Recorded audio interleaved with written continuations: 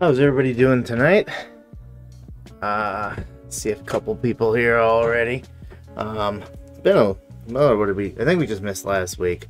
We got this neurovirus or whatever that came through. I was in no shape, and I think YouTube might demonetize me for the performance I would give on that last week if I had gone live. So yeah, it just we were in no condition to do it. And then of course, you know, I started to feel a little bit better Thursday night, which is when we usually film our on live version of this to go up on Fridays. And well, wouldn't you know it, my brother he came down with it, and he was just like, I'm going to bed.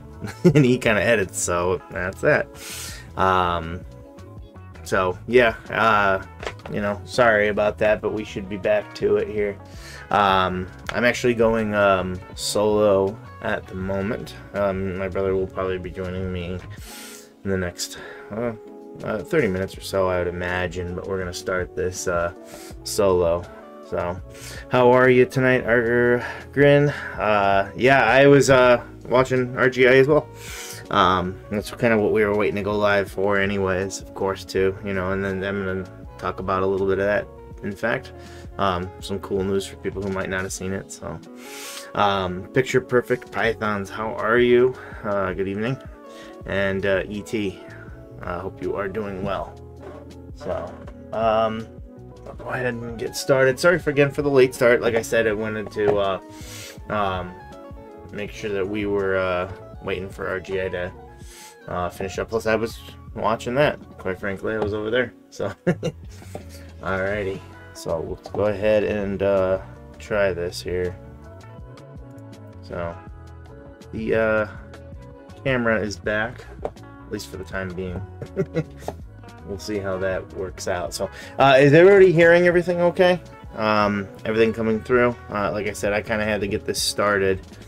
Kind of using my phone here to double check it, but looks like we're good.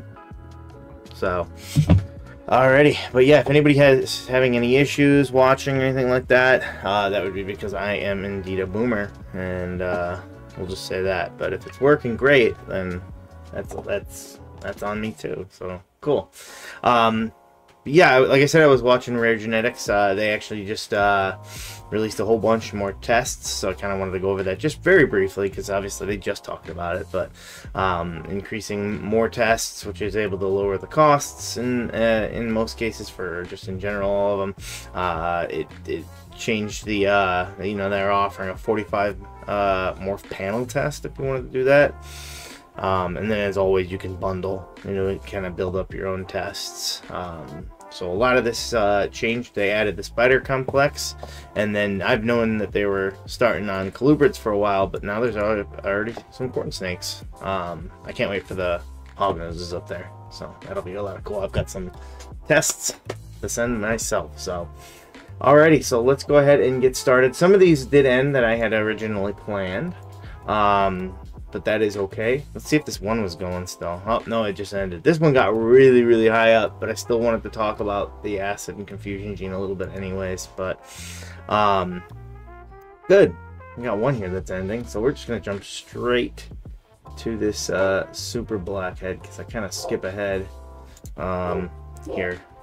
So, this one I think is a really cool opportunity. It's halfway to size, roughly. Blackhead is amazing. I absolutely love the blackhead gene.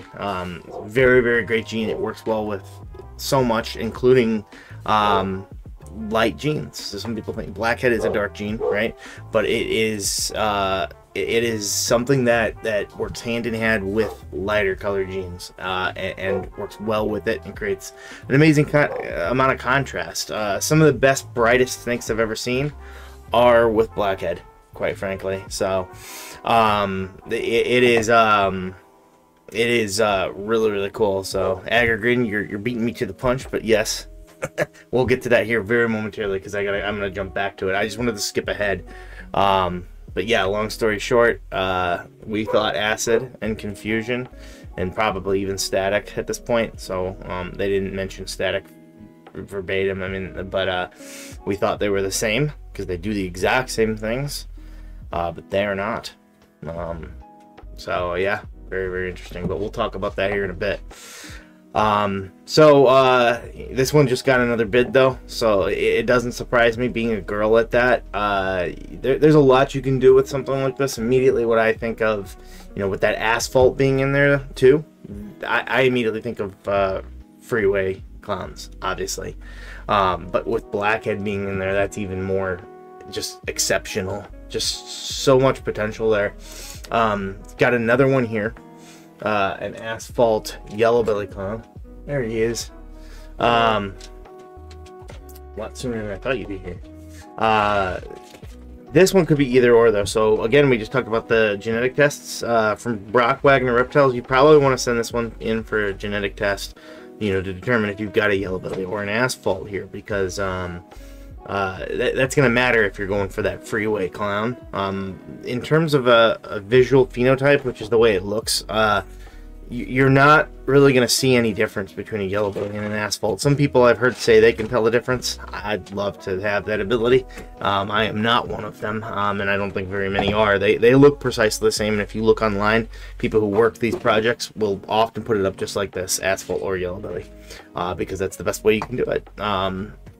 But they make the craziest combos. Super asphalts are crazy. Super yellow bellies are pretty much all white. But this is the asphalt yellow belly, the combination of them with the clown.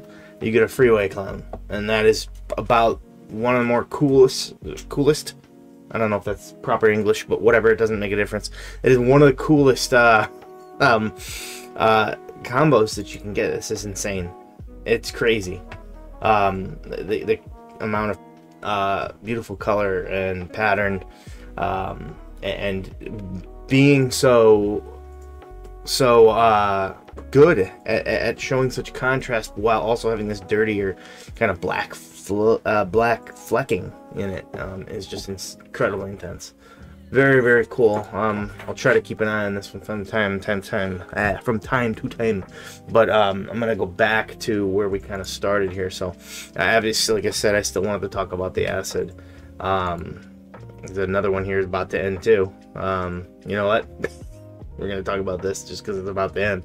And you can see, look at this. This is a double head, a DG, or no, not a double head. It's a visual desert ghost with het zebra in there, female at that. And it's about to go for just shy of $2 grand. That's intense. That's crazy, you know.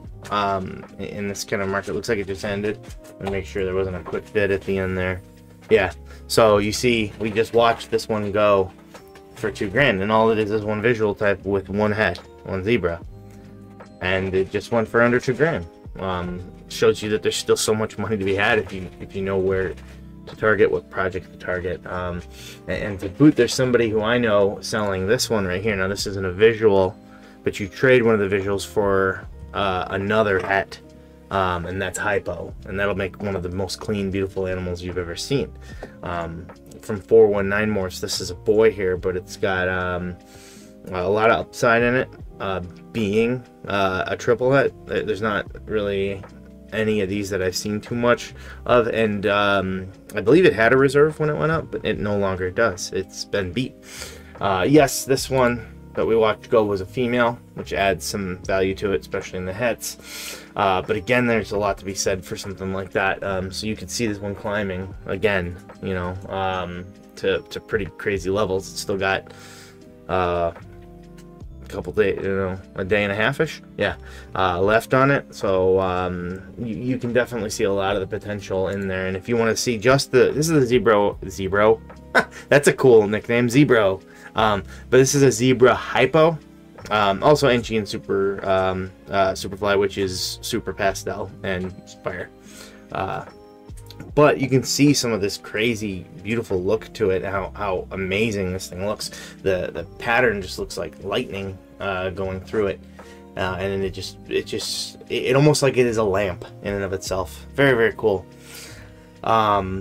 So just imagine this now with Desert Ghost to clean it up and create even more contrast. You know, probably prevent a lot of the fading in the pattern and bolden that. So lot of cool potential here in this animal. Very, very, very cool.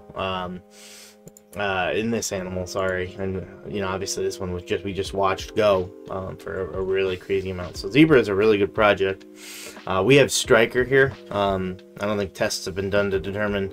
I know they have on Mackenzie, I believe I've heard, to at least determine that they are. They can confidently say they're not the same. Mackenzie and zebra are not the same. I don't think zebra has done those tests, but zebra is very similar.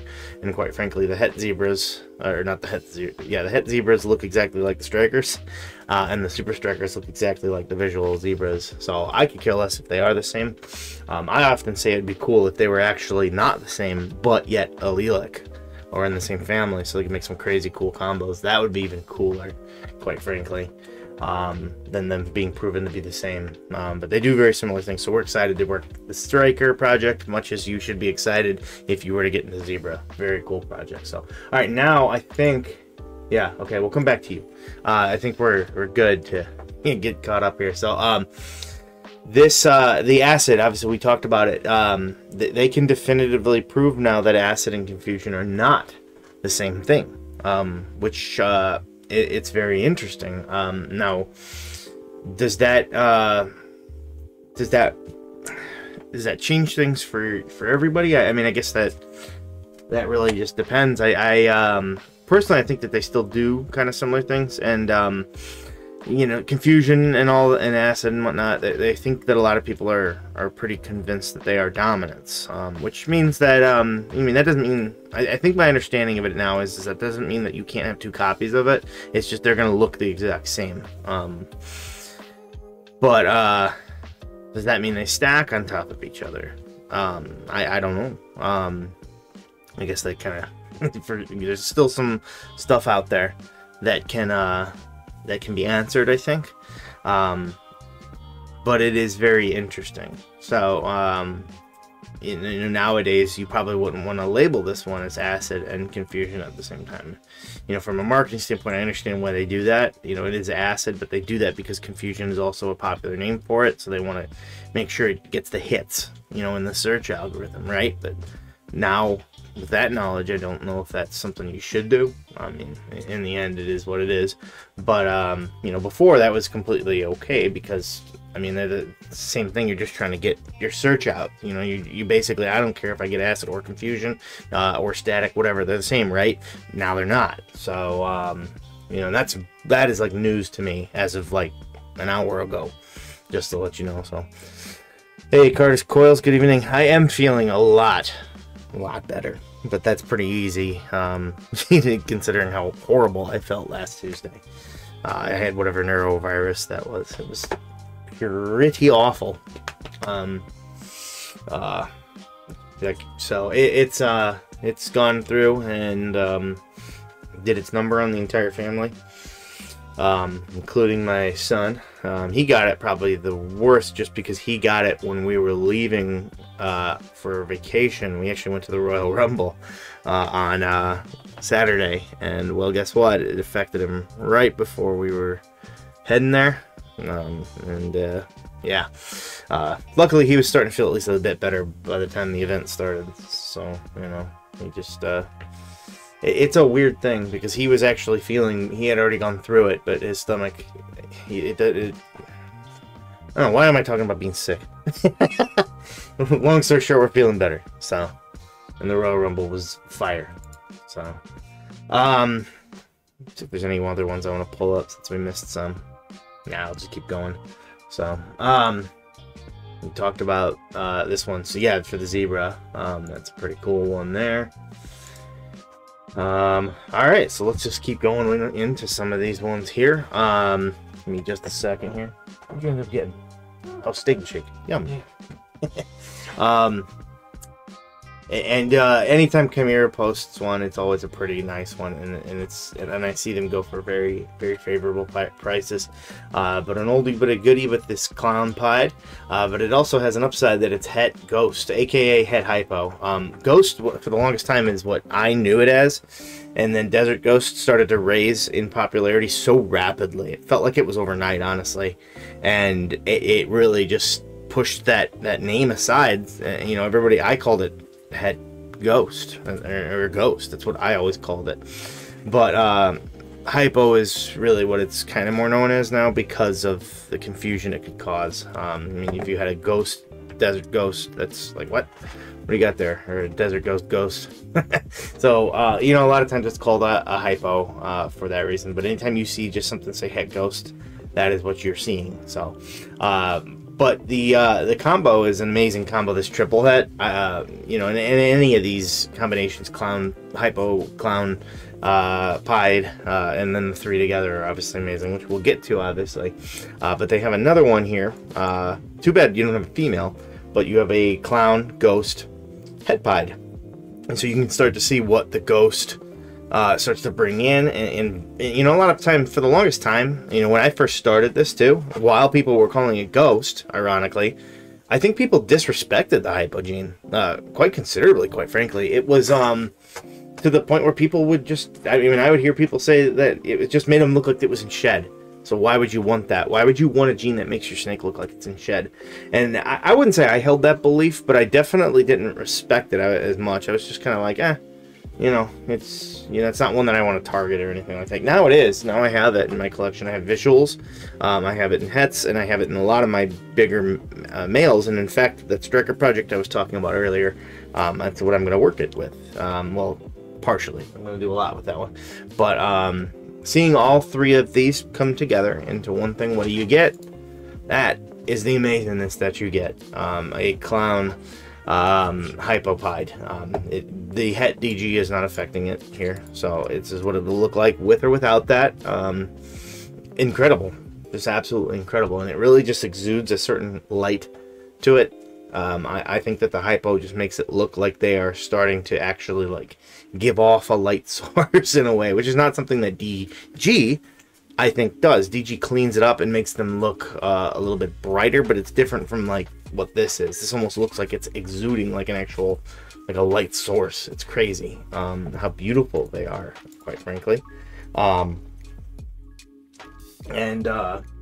You know, in the contrast that you're seeing here, obviously the pied brings even more contrast because you get the stark whites, but you get these nice beautiful oranges.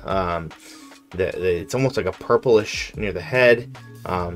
Towards the back, it becomes more dark, more of a black. It's incredible, and the oranges aren't just straight orange. I mean, you get these nice, just absolutely beautiful crisp oranges, and then more of these more yellowy oranges, and they kind of mix in there, creating even more contrast. So really cool project that you can get into here. Depending on, you know, you get yourself a female, and then maybe that's the way you would go against it, right? So you'd want something, if you got this one here, you'd want something that's a visual ghost, and then the visual pied or clown, and then the other can be a het, right? You know, versus this one, you'd want something that's a visual pied, and then again, you work one of those two, clown or hypo, as your visual, and the other can be a het, just to save a little bit of money. So, yes, they are definitely fire.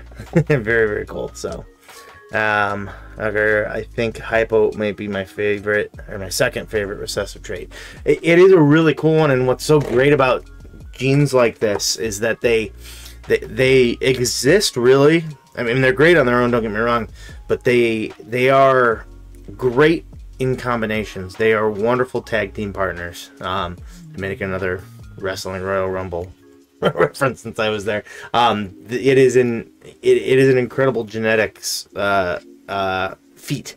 I think we made a whole video about it for you know, genes that are subtle, but this was mostly for dominance and codominance, quite frankly, that we did that for. But you know, and hypo is by no means subtle, but it is an enhancement type gene, but it's more than that. It's incredible. So amazing, and so it is amazing in Suma. It creates like a grayscale. I'm gonna look that up now because I seen one just recently. It was insane. Suma hypo ball python. So the Suma is normally known as like a darker type gene, right? But it really brings in so many cool colors. I could go on and on about that, but the Suma hypos create this like all like grayish looking animal. It's crazy. It does have a little bit of like brown going down the back of the snake, but it's just incredible. Here we go. a unique kind of like gray too. Just absolutely so cool. So that's what you're getting when you get the Hyposuma. Imagine that now with Pied. Ooh, Suma Pieds are already about my favorite Pied. So good call out there. It is amazing in Suma. So picture perfect pythons. I can't wait till my Hypo DG Pied projects get the size. Yeah, the Pied is you know, with the Hypo DG, I think is an incredible one too. You know, I've seen some people that have incredible projects working that with DG in the mix. So you know, I can't say enough about those ones either. So, all right, let's go ahead and the auction got up to 650 on that one. It didn't hit reserve. For which one are we talking about here? Did I miss one?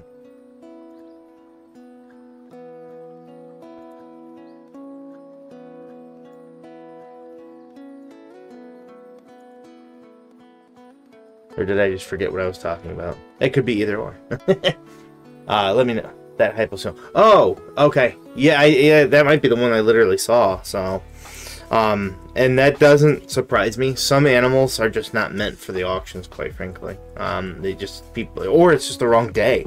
The wrong people are on. So you see the same animal go at a different time, you know, or it's the same exact time, but then different week, and they go insane. I've seen monarchs go for a steal, for an absolute fleecing, quite frankly. And then I've seen them still to this day go for over $2 grand. So, on auction, that is. So, yep. We're gonna hide and go forward. Oh, there we go. Look at this. It's still being bid on. That's a lot. That's pretty darn high, honestly. Not gonna lie, I thought this one would get stolen.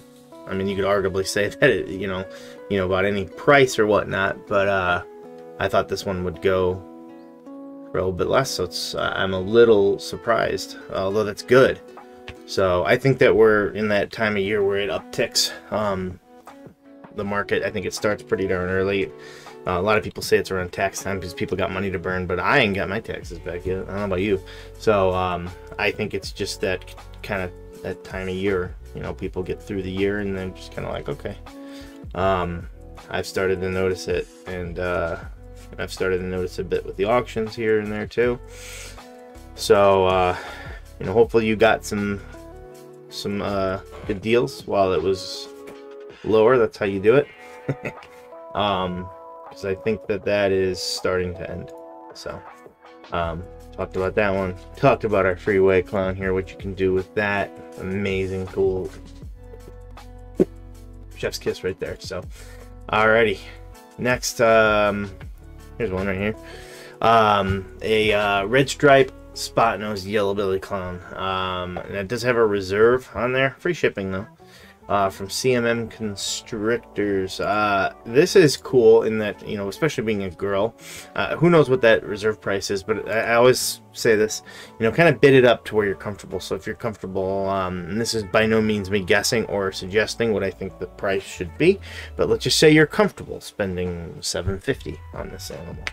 Don't just type $750, because what if the reserve price was $500? You'd have spent an extra $250 that if nobody else bids that you could have potentially gotten for less, right? So that's how you got to kind of think about this. So go up for 75, you know, walk it up to where you're comfortable, and then if that reserve price drops beforehand, well, great, just sit pretty until you get outbid and then continue to do the normal stuff. However, if it reaches 750, your comfortable price in this scenario, and it does not, then just stop. Because if the reserve price is not meet or beat by someone else, then that auction will just null and void once it ends. You won't have to pay anything to anybody, and the person who purchased or sold the thing will not need to send it to anyone. It's not, you know, so the reserve prices are specifically made to protect someone's bottom line price that they want. Some people could argue that maybe you should just start it at that price, and you know, I think an argument can be made for that, but I think that reserve prices have their place. So yeah, absolutely, I think low reserve prices are better though, quite frankly. So maybe you should just, on high-end animals, just, in my opinion, just start them at it, and then ones that you expect a higher amount anyways.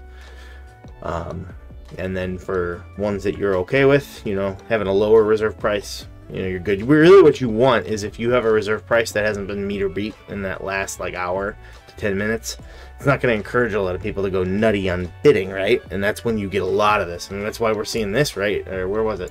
This one just being a bidding war. So you want to get that bidding war as a seller anyways. So if you're a buyer, you know, take that into account as well. So, you know, maybe that's a good way to get a good deal on a reserve price, is target ones you want near the end, and don't just assume the reserve price ain't there. Go to where you're comfortable, but walk it there. So, okay. There's some proven ones up here today for really good deals. This is a triple head here, a proven Het Sunset, Het DG, Het Clown. From Tennessee Balls, and it's at $15 right now. That's insane to me. I have, yeah, it's a male. It's a triple het. That's a male, but it's a triple het with Sunset, DG, and Clown. So that is incredible. And if you haven't seen, I don't think nobody, if they have, they've hidden it, the triple head of this. But it, you know, I've seen what a Sunset DG looks like, and I've seen what a Sunset Clown looks like. This is a Sunset Clown. They look very, very nice. They don't have this brown out thing, you know, that they claim, and the DG obviously would bring that even more in. I think that the DG would actually serve this combo better than it would just the Sunset DG. Yes, I can. There we go. Just a really, really nice thing. I don't work Sunset here, not right now anyway. I'm at this point, I'm kind of later into that game, so I kind of want to wait personally.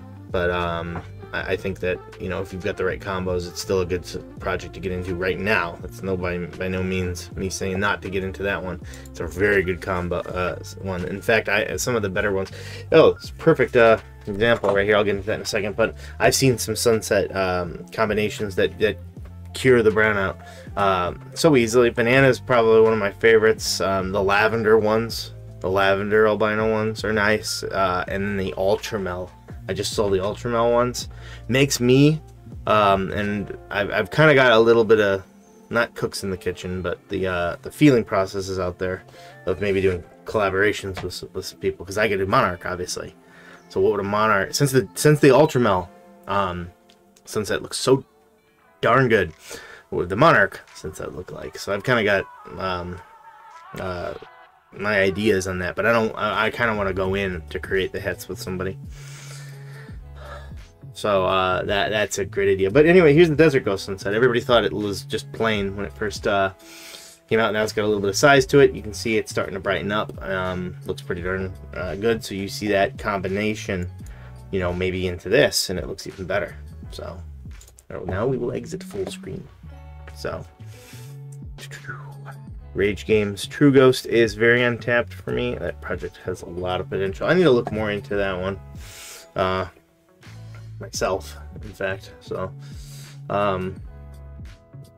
just don't have a lot of time to look into every single thing, but that one I definitely want to look into. There's so much out there that doesn't have a lot of potential, because let's face it, while people are starting to grow in love and getting into the hobby and whatnot, it has not outpaced the production, and we all know that, of ball pythons. So you know, definitely start preaching to your friends that snakes are not scary, and you know, we get more people in, which is awesome, and we grow this hobby even more. So all right, speaking of Monarch, which of course I happen to find a way to talk about anytime I can, would be this group from MSB Reptiles. This is a really crazy good deal. No reserve. I'll be looking at this one near the close of it. So it's 3 snakes, 1 male, 2 females. That's what the 1.2 means. Whenever you see that, the point, the whatever number, the first number is always the males. The second number is always the females. So if it had been 0 point, two, it'd been just two females, and vice versa. So basically the male is a Mojave double het monarch genetic stripe, and the females both are double het monarch genetic stripes. We work the monarch genetic stripes as well, as many people do, quite frankly, because the first monarch was actually also a genetic stripe. I think there were two of them, yes. And MSB Reptiles actually bought out the entirety of that original collection from the founder. I believe it was Ben Rennick. And so all of these could be very well related to well, I guess every monarch is related to the first monarch, clearly. But you get the point. These are kind of all from the OG bloodlines and whatnot. So the good thing here is that monarch is amazing just by itself. Genetic stripe is really great with it as well. It's just kind of a classic combo because it was the very first one. In fact, for the first time, it was like, what the heck is this? And they actually had to pair again later to prove out the monarch by itself, because they're just like, this clearly isn't just genetic stripe, but what do we have here? And then when you seen that, it was just like, wow, we got something here. So a really insane price for this, you know, especially if you have 1 to 2, that you're increasing your odds just in terms of production. If every snake creates 6 eggs, then you got 6 more chances of hitting that, right? And going head to head is never ideal, but sometimes that's the way you do it, you know, considering the costs of some of these animals. And you have a 1 in 4 chance to hit a monarch when you go head to head. And you have a 1 in 4 chance to hit the genetic stripe. Some people might argue, okay, well, at least I hit the monarch, right?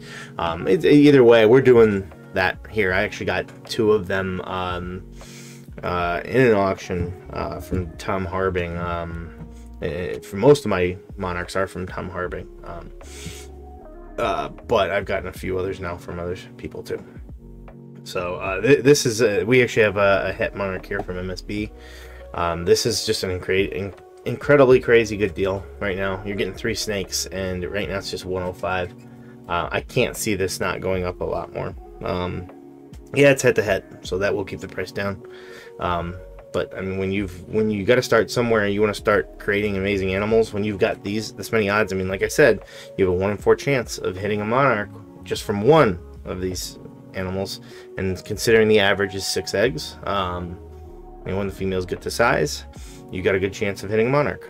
Now double those odds. So, well, double the amount, not the odds, I suppose, but double the amount of chances. So, you have a good chance for a much more favorable price than buying visuals. While that is the way to go, visuals always the better way to go. If this works for you, this is the pathway for many people, and if this price, this is the pathway for a lot of people, quite frankly. Yeah, I mean, I will find use for this if I were to win. I probably wouldn't keep the Mojave, the boy, because I already have one. They double, but yeah, the 2 females would definitely find use. So, at least even for me. So, staying with monarch, that would be this, again, another het, but this is just the female, and it also is a double het. This is a pastel lesser het monarch het clown, so double het there. There's a reserve price, so we don't know what that is, but just like I said earlier, kind of walk it up to where you're comfortable. Sometimes I like to read the descriptions just to see if there's anything in there. You know, you should always read the descriptions, don't just go off everything here. But if you're curious, you know, obviously we're sitting here talking about monarch, we're talking about clown. What does it look like? Well, this is the monarch clown. This exact snake right here is what made me absolutely fall in love with that project. Clown goes well with everything, and that's no exception with monarch. Tell me a snake that gets closer to purple in its color than this. It's definitely maroon. You can't say it ain't. You know, flirts with like the purples and maybe even like a hint of that like reddish plum, I guess. Plum is the color of choice here. And the contrast is insane. So that's the sort of stuff you're playing around with that combination. That's why monarch and clown are probably one of my favorite combinations, at least that have been made anyways out there. There's so many more things. You know, monarch is still a very much untapped genetic. And like I said, this is just the building block of the double recessive, really. This one does have spot nose, but it's just one thing. So imagine that now with others. You know, imagine that the Batman version of that, just incredible. So that like I said, this snake is what made me fall in love with it. So alrighty, let's go ahead and move forward to this Orange Dream Desert Ghost Het Clown female. A good way if you are wanting to create DG clowns, you know, but not break the bank, is to get animals that are Het for one of those genetics and visual for the other, and then work it against itself. So the male would then be clown Het DG to save money, right? But at the same time, you're always gonna know one thing: all the babies at least will be double Het. You have no other ability. You have 4. If we're taking out other genetics, you have 4 possibilities again. You have the double visual, you have the DG Het clown, you have the clown Het DGs, and you have a double Het. Now obviously you mix OD in there 50% of the time, so you could potentially get the Orange Dream Desert Ghost Clown out of this one if you get that male that is the opposite. So I always like saying that if you're on a budget, you know, and you can't get double visual, you just can't buy it right off the bat, and you want to create it yourself, or if that's just the kind of thing you want to do, is just have fun and do that sort of thing. This is a great way to do it. Like I said, DG works very well or Orange Dream works very well with DG anyways. Got it. Not anywhere near breeding anymore, but usually hatchlings are a little bit less. It looks like they were originally going to keep it, I think. Yeah, it was going to hold back, so sometimes that's what you see, as you know what I mean. They're feeding them maybe a little better or whatnot, and they're definitely a little bit bigger. So so you get some size put on there too, a comfortable, nice little size there. You know, to start off for a female at that,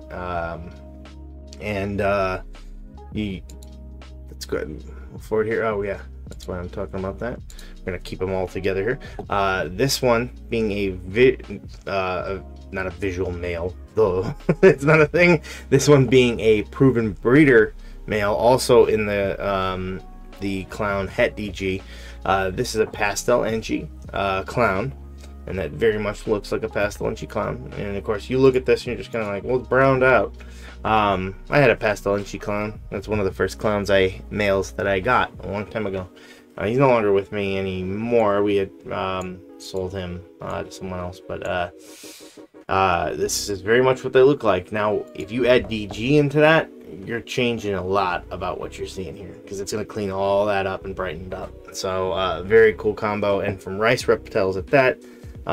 Looks like it was originally purchased from Canova Rice Reptiles. They do a lot of collaborations, Canova and Rice Reptiles, and Rice is a wonderful person, a wonderful breeder. So this would be a good one to have in that project. You know that it's got great quality to it. There's a lot of proven breeders from Rice, actually. I would say a decent amount this week, and that would be another one being this pastel clown. Could be gravel as well. A lot of interesting pattern to that as well. Gravel is one of those that's in the yellow belly complex, so sometimes, you know, that can be hidden a bit. Speaking of that, can you test for gravel? I think you can. Yep. So if you really wanted to know, you could test for gravel. You could start creating some cool yellow belly combos if that ends up being the case. Now I gotta find my place. There we go.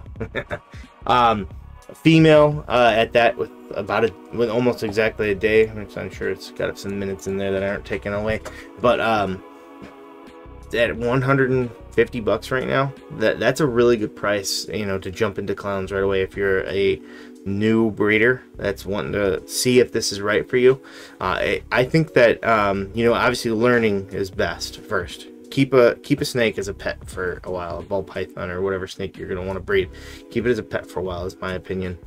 And usually you want to keep it as a female, because if you do start, if you even thought you might want to breed, you should get a female, because as it grows, you know, that'll add time to you know, to when it'll get to size. And then if, you know, a little whiles down the road, you're like, okay, this is working out for me. This is, you know, this is something I think I'd like to do. I'm not having any problems with the care regiment and everything's, I've got a good thing going here. then I honestly think that, especially now, you know, when I first started, this was buying a proven breed or anything was just, whoo, prices were nuts, and I did that. Nowadays, it's so nice because you can just do that, and you can start getting into this, and then you can get that experience under your belt to buy some proven breeders, so that you get that experience under your belt without having to sink a massive amount of money into like some new baby. You know, just make sure, okay, well, I could keep ball pythons, but breeding is a different story, right? You know, when you're bringing a life in its world, incubation, getting them to eat for the first time, all that sort of stuff. So you want to prove to yourself, but not break the bank. You know, that's a good way to do it, is get a proven breeder. Breed your first year with that, and then say, okay, I love everything about this. Now I have the confidence, I have the skill set, you know, in care and in breeding and in caring for a clutch. I'm going to move forward and get some bigger combos and stuff like that. So that's why I always think proven breeders have, you know, like, even if they're just pastel clowns, have a definite place for you know, people kind of exploring to get started and whatnot. So straight blast pythons, good evening, good evening. How are you? Thank you for joining. All right, and another one from Rice Reptiles. This one is even more, this one's beautiful. This leopard blackhead Mojave Ultramel, and this shows you what I was talking about with blackhead earlier, how it works so darn well with lighter type genes and whatnot too. And the leopard is just making the pattern so amazing, and it really just changes the coloring and the tone, really, I should say, of this entire animal now. Creating this almost sandy type look with such great contrast. This is not a dark snake by any means. Almost looks like coffee type coloring with creamer in it, which is why blackhead works so darn well with these morphs. It doesn't compete, it doesn't fight lighter morphs, just from a phenotype level anyways. It just looks great. They work great. Like I said, some of the best, brightest looking animals I've ever seen have blackhead in it, a dark morph. So this is a really nice one to get to, especially obviously if you're into the Ultramel project. This is an adult almost. It's not quite proven, or no, it's a proven breeder. Proven breeder. So it probably just laid. That's why it's you know, not quite the you know, the amount that it should be, quote unquote, for breeding. But this is a boy. Oh, never mind. I thought it was a female this whole time, so that's why I'm thinking, like, it's not quite the size. So it's a pretty big male. But you know, it does illustrate what I'm trying to say, though, is that this is what it looks like as an adult, and it still looks so darn perfect. So you know, this is a great set of this is a great combination to get into, and it shows you kind of a blueprint of where you could go from there. So I think we got another one here. I think that might be it for the Rice Reptile proven breeders. That'd be this leopard blackhead head clown. Again, blackhead. You know, I love, everybody who watches, they know I love blackhead.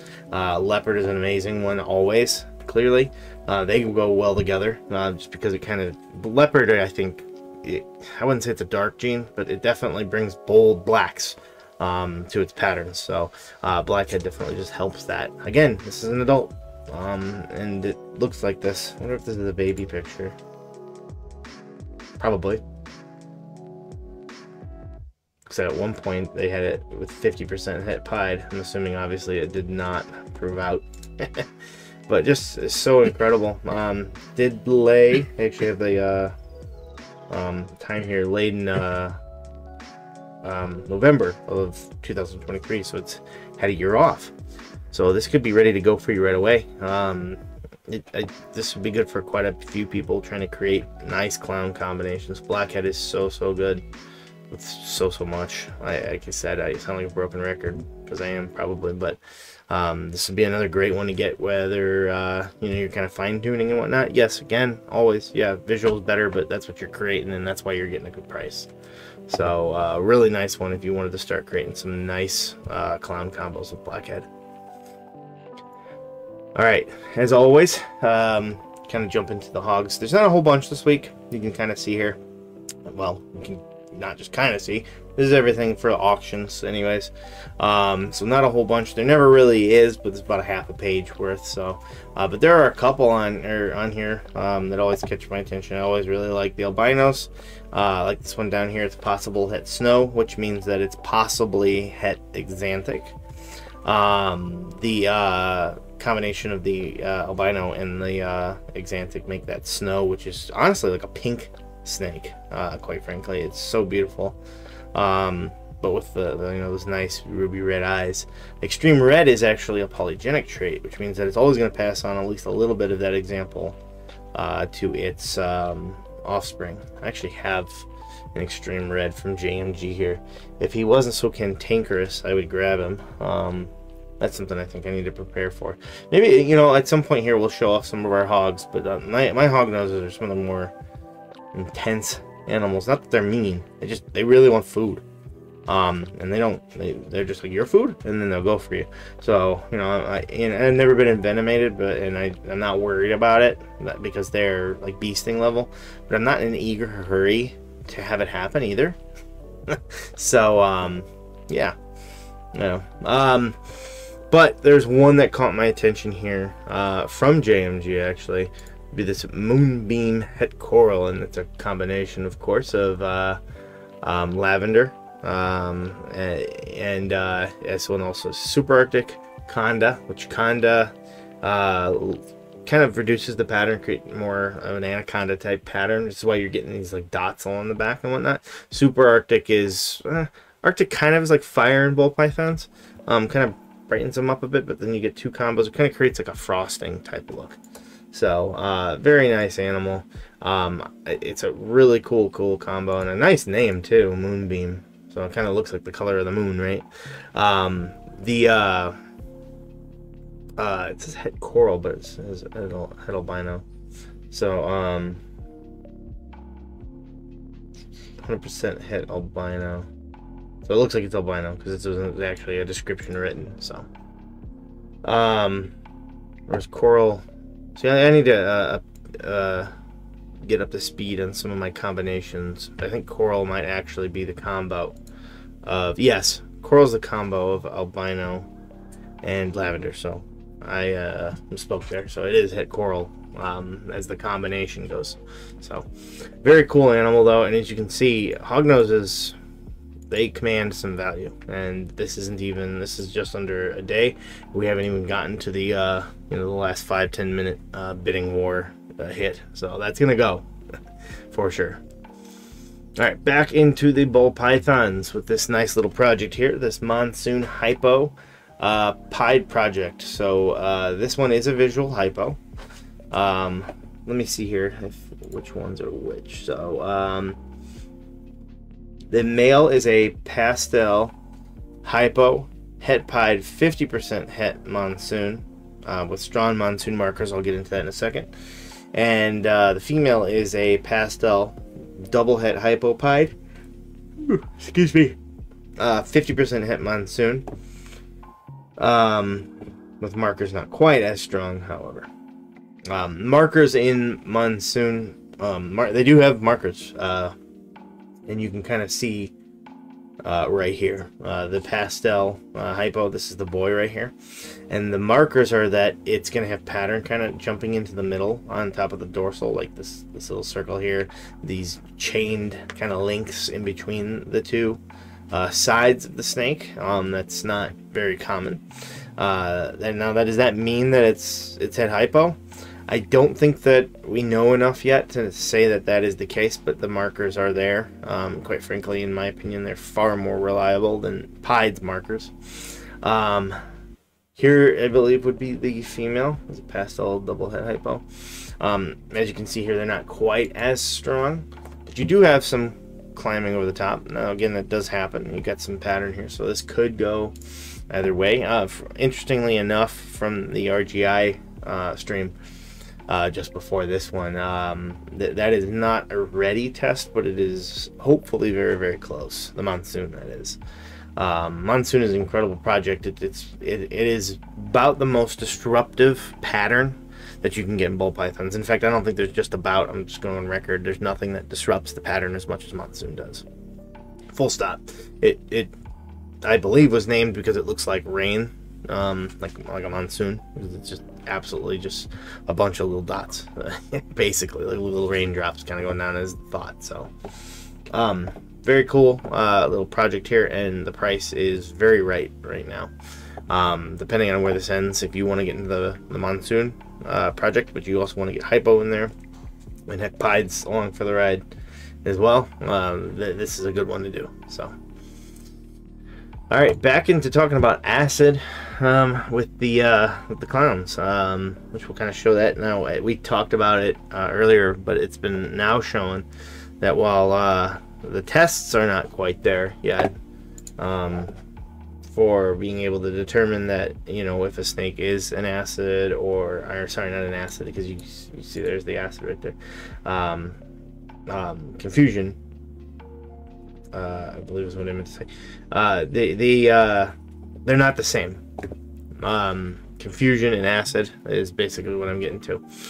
They are different, and they just happen to look the same. So that kind of is news that I learned today.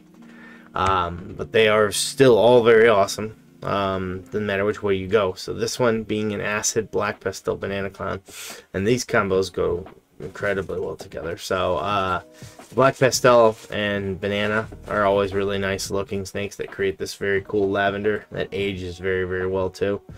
I'm hoping that our black pastel banana clown will go this year. She's been difficult to raise up, but I think she might be ready to go this year. So she's just was an interesting eater, to say the least. But this one having acid on top of it is just even more amazing in what you can do with it. If you staying with, you know, kind of that, this is where I was originally going to talk about it, but the you know, confusion gene, again, they just kind of jumble up the pattern but without turning the snake a little bit darker, and often create a little bit of an interesting head in many snakes, and quite often they add belly pattern, which is just something you don't see often. Quite often they actually look like hognose bellies. It's so cool. So this is actually a proven breeder, pastel confusion 100% het desert ghost. This one just got put up not too long, from Black Label Pythons. Wish you know them as well. This would be a nice one as well if you wanted to start working the confusion DG projects, because you can just jump right into it. Even when you hit your visual, you know, that's the point. You get this right away. If you can meet the reserve price, you have a chance to create your visual. You don't have to grow this one out. It's already proven. So that's really ideal in that regard. Once you hit your visual and you grow him up, you can also give someone else the same opportunity here and kind of move on from this guy, now that you have a visual to go to. So, but I do want to take a second to show off, you know, obviously this one doesn't have clown in it, but I wanted to show off the confusion clown bellies, because and what I was talking about with the hognose type look to them, and that's that, you know, their pattern in general is so insane and amazing, but their bellies is just what I've become enamored with. Something you don't normally get anything with, you know, and the bellies are usually just a forgotten thing. You know, they're, for one, they're laying on them, so you don't get to see them, but then two, they're usually white. They're just pure white. Not the case with the confusion clowns and many confusion in general. So that's what I'm kind of talking about, is the sort of potential that you can get with this animal. So very, very cool. All right, and closing in on the end here, so if anybody's got any questions, please let me know. But a couple, I think it's a couple from Royal Constrictor Designs, and I've bought in actually animals like this a long time ago. This one here being a pied 100% het albino breeder.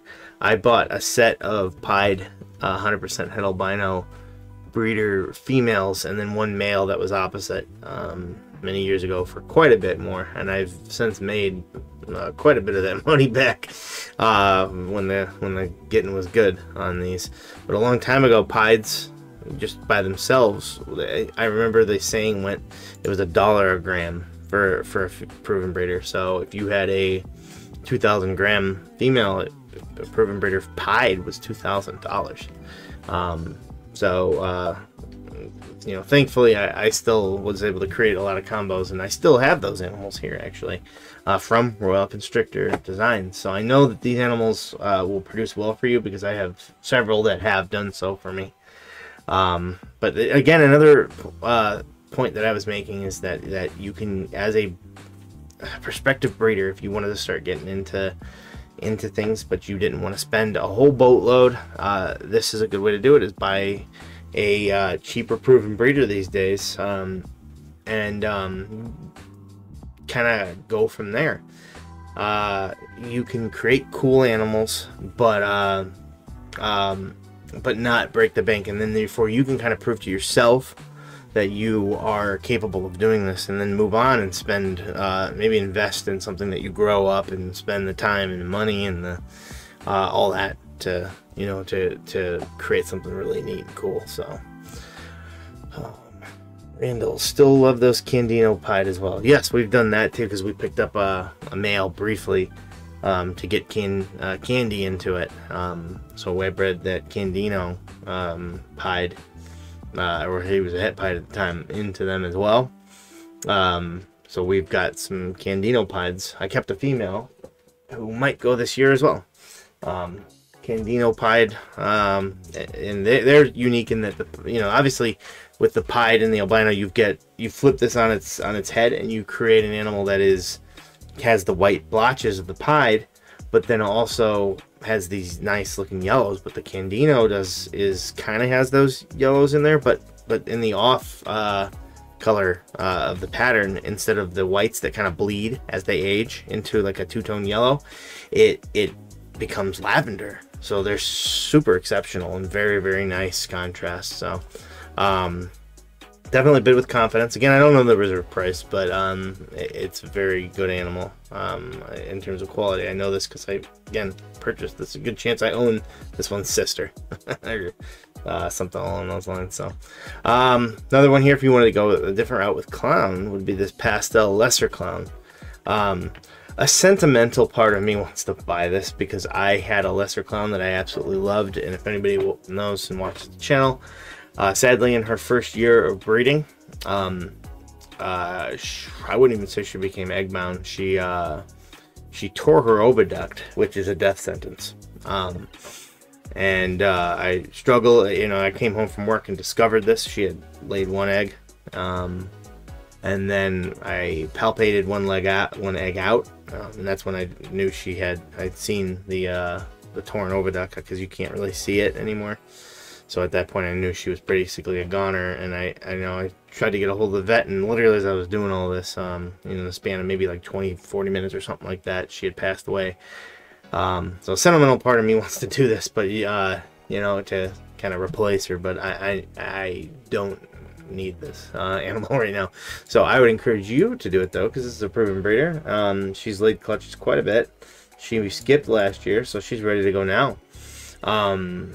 The butter and lesser are the same thing. That's why I accidentally said it. Is an incredible gene in pastel, in my opinion, or sorry, in clown, in my opinion. Pastel I could probably honestly do without in this combo, because I think that, like, when I had the lesser clown, it was just even more, it kind of had a unique coloring to it. Not that that's a bad thing. In fact, actually, this one has nice sides, these faint, cool looking sides. So another good one though, regardless, that I think that that if you're starting and you want to start to learn, but you want to do it with the clown projects, or maybe you do both, this would be a good one to do. And if you do both of them, by the way, I mean, you save on shipping clearly. So ready. All right, and then going wrapping it up right here with this OD mahogany pied. Looks like it's basically, it had just gotten put up. It was basically being put up at what they want to do it as a reserve, which is cool. I actually like that personally. Why I really like this is because I love mahogany pied. We talked about the Sumas earlier. Well, Sumas are super mahoganies. They're just the nickname for the combination. So it's two copies of mahogany, and that's what helped create that awesome gray looking snake that we looked at earlier. Where did you go? I have you off screen somewhere. This is hypo as well, mind you. So it is hypo as well. But still an amazing looking animal. The Sumas actually have a lot of chaos to them. They're very interesting because they're generally like a dark animal, but it's almost like they've got these crazy mahogany like browns, appropriately named, right? Mixing with some almost like pure blacks when you get the double copy. They have a lot of what other people might think is a paradoxing, but it's not. It's just them. But when you get the Sumapides, it's even more exceptional. And you kind of see what I'm talking about here. So some people might look at this animal. This is a Sumapide. And often I've seen even ones with more... let's see, my brother looking over here telling me to make the picture bigger. I've seen ones with even darker type patterns. But you can kind of see here how it's got a big dark blotch right here. But then over here it's kind of faded, and then here it's a different fading. Boom, done. It looks almost like it's paradox in a way, almost like it's like you were trying to stain like a deck or something like that, and you just didn't do a good job. But just something I actually like because it adds so much contrast to this and chaos to it, and it really calls out. I mean, a lot of people have been trying to figure out how to reproduce paradoxes, right, all the darn time, but that's not possible, really. I mean, you can argue that maybe you get certain combos that can get paradoxes more often, or not well, yeah, combos, you know, like pieds seem to get them more often, albinos seem to get them more often, you know, and in certain bloodlines I think sometimes can throw them more often, but there's no genetic way really of reproducing paradox. But this looks kind of like it, flirts with it. That's why I love them so darn much. You know, now mix OD in there, you're gonna have even more colors and whatnot kind of jumping into there. But yeah, this is why I absolutely love this this combo. Like I said, I've seen ones that are even more nutty. It looks like they have these little orbs colliding with each other, almost like two planets are like crashing into each other. So that's the sort of stuff when you get a male like this that you eventually see. I always like to look at the animal and appreciate its beauty, but I want to see what is underneath, what the potential is in the future for it. So yeah, that is all we've got for the night. If anybody's got any questions real quick, I'll go ahead and take a look. Like I said, go ahead and get them in now. I wanted to fill up the humidifier just now and found out that the micro scale has shed. She's been doing well compared to how she came in, gaining weight. Interesting. Do you is it a super one, or is it just the regular one? Mega scale and scaleless head. The super versions of them create an all scaleless snake, if anybody doesn't know. So it'd be very interesting. So I've always been really in love with the look of those animals, but if you don't know, they are more to take care of. Not the single gene though. Microscales and scaleless heads are fine by themselves, but the without any scales, they require really a different care, quite frankly. So while I'm waiting, might as well show off a few snakes, right? Show off this one right here, guys. Kind of show you the difference between like a Pompeii and stuff like that. It's the one gene, but adding something else gets to it. Now the camera, I don't know if it's getting it all that well. Our light is not working. Plus, quite frankly, when we were showing them off, they weren't great. We still need to figure that out. But this snake right here is missing one gene to be a Pompeii, and that gene is Spotnose. But it has something else in its place. Don't look at me like that. It has GHI in there. So I'm very excited to be working this one. She's not ready yet. I was hoping maybe she'd go on, like, she was eating very, very well, and then she kind of just went, I wouldn't say on a hunger strike, but just started to be a little more picky, which is, I mean, more than I can ask, honestly. So, you can kind of see some of this awesome like pattern. The camera's still not doing it anywhere near justice. But I can't wait to create those combinations. Because I'm actually breeding it to a GHI Spotnose clown that's het for hypo. Now, when I got her, she was 50% het hypo. Sadly, she did not prove out. I did do a genetic test. But that's kind of still my goal in the future with that, is to add hypo into the Pompeiis eventually, or into a lot of those combinations. So, alrighty, I have a male and female scaleless head and a female microscale. So not the visuals. Well, they're not the, well, yeah, they're visuals, but not the super scaleless, or whatever you call it. Yeah, those are very cool. Everything about them is so cool and unique. And if you ever get a chance to see, or especially hold, a scaleless ball python, it is an experience unlike anything else. I mean, holding a snake is an experience. Holding a scaleless snake is even weirder. I wouldn't say weird, just cool. Honestly, that's cool. But don't buy one. Well, I shouldn't say that. Don't buy one on that alone. They are way more care. Way more care. In fact, I'd argue most people probably shouldn't. But that's not every person. With the double. Again, by themselves, it's no big deal at all. But there are more care requirements, to say the least. So definitely just do your research, I guess is what I'd say. So, are you going for the supers? I'd be very interested to see. So, just because I like I said, I'm very interested in that combination and learning more about it. That is never, I don't think that's one I'll ever work though. Just because it's so much different, and I kind of want to keep things in a regiment of how I do my care, and then introducing that would be like, okay, well now I got to do something else. So I should have to do feedings tonight. So I'll probably get going here soon. A bunch of rodents here. But yeah, I think we'll go ahead and call it there. Thank you again, everybody, for joining.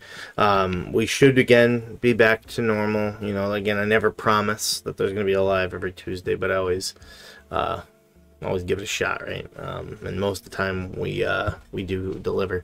But yeah, last week was just a no-go. We were horribly sick. And it just would not have worked. So, but yeah, hope everybody enjoyed. What's the last video we did? I don't remember. I don't remember. Check. We actually are behind on recording again, which upsets me because I always like to be way ahead, but that's because we got sick. Sleeper Jeans video. Sleeper Jeans, yeah. So that's our most recent one. We actually don't have the next one recorded, which I hate. So we're probably gonna go on like a big time recording spree this week, probably tomorrow. We're thinking maybe another challenge video too, because those are always fun. Plus, honestly they're relatively easy to do. Because it's a lot of it's just my reactions, quite frankly, and my brother just makes up some goofy challenge, which is by no means something to be taken seriously in terms of how you should build, but it does help me get out of my comfort zone and makes me learn new things. Last time he had me only buy snakes from Europe, so I learned a little bit about the European market, which is cool because there's different things there. And I was finally able to work the Monarch project for the budget given to me. So, alrighty, but we're going to go ahead and call it there. So, I hope everybody has a wonderful night. Again, thank you so much for joining. And we will see you for we'll have a Friday one. Just the uploaded one, providing nobody else gets sick again. Knock on wood. Alright, everybody, have a wonderful night. Thanks again for joining. And we'll see you in the next one. Bye-bye.